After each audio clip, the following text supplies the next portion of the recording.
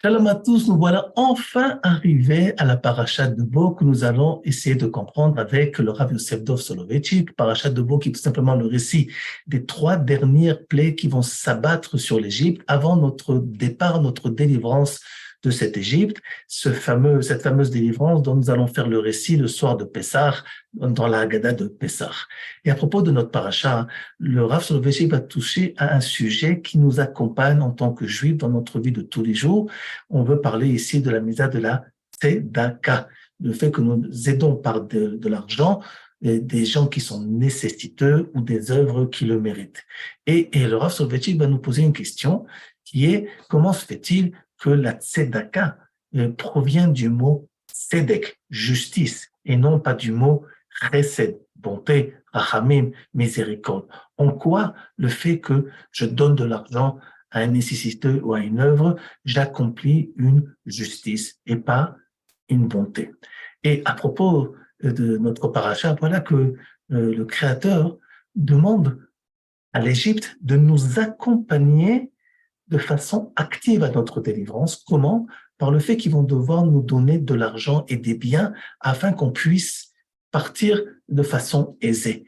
Et de plus, il va y avoir un deuxième commandement où les Juifs entre eux vont devoir s'échanger mutuellement de l'argent ou des biens avant même de sortir d'Égypte. Alors à propos de l'Égypte qui va devoir donner de l'argent ou des biens, on peut tout simplement expliquer cela par une sorte de dédommagement après tout ce qu'ils nous ont fait pendant 400 ans d'esclavage. Mais quel est le besoin au sein même du peuple juif qu'il y ait un échange d'argent ou de biens avant même cette fameuse sortie d'Égypte? Voilà que le Rav Soloveitchik nous enseigne que puisque la tzedaka est un des fondements ou le fondement du judaïsme, il faut comprendre que la sortie d'Égypte ne peut se passer que par le dévoilement de ce fondement. Et de quel fondement nous voulons parler ici? Il existe dans notre monde une certaine inégalité des choses. Cette inégalité, elle a été voulue par le Créateur afin de pouvoir laisser à l'homme la possibilité, par sa participation, à rétablir cette égalité et réparer cette inégalité.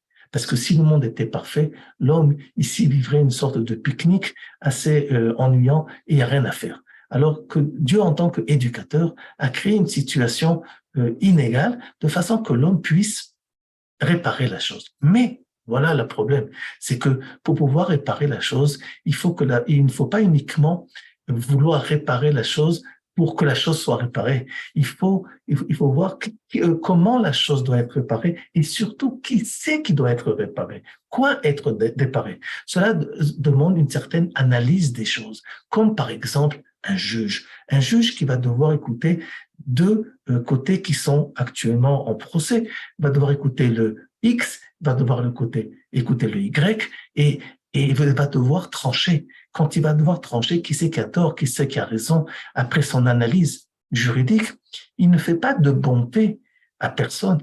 Il n'a aucune miséricorde pour personne. Ici, il dit tout simplement, la loi, elle est pour qui? Qui a raison? Qui a tort? Qui a tort et qui a raison n'a aucun rapport avec la bonté, mais avec la vérité. Dit le Rav Soloveitchik, la notion de tzedaka, tu dois comprendre que il y a une notion d'inégalité que chez toi est arrivé de l'argent qui ne devait pas y arriver. Et cet argent est destiné à quelqu'un d'autre.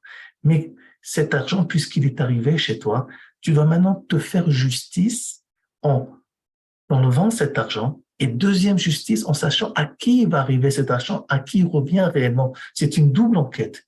Voir ce qui est en surplus chez moi et voir aussi qui mérite vraiment cet argent. Et c'est valable aussi bien pour les individus qui sont nécessiteux que pour les œuvres. Il faut bien vérifier à qui nous donnons notre argent. Et il faut bien vérifier aussi si nous vivons plus, peut-être au-dessus de nos moyens aussi. Et donc, au moment de cette sortie d'Égypte, et la réparation d'une inégalité historique, et là, cette délivrance va rétablir cette égalité. À ce moment-là, Dieu va introduire cette misa de tzedaka pour nous faire comprendre que, de la même façon que la délivrance d'Égypte s'est passée par une réparation de l'inégalité sociale historique, vous aussi, lorsque vous allez vivre votre vie, vous allez devoir continuer cette réparation à la dimension de la sortie d'Égypte. Rétablir l'égalité. Shabbat Shalom.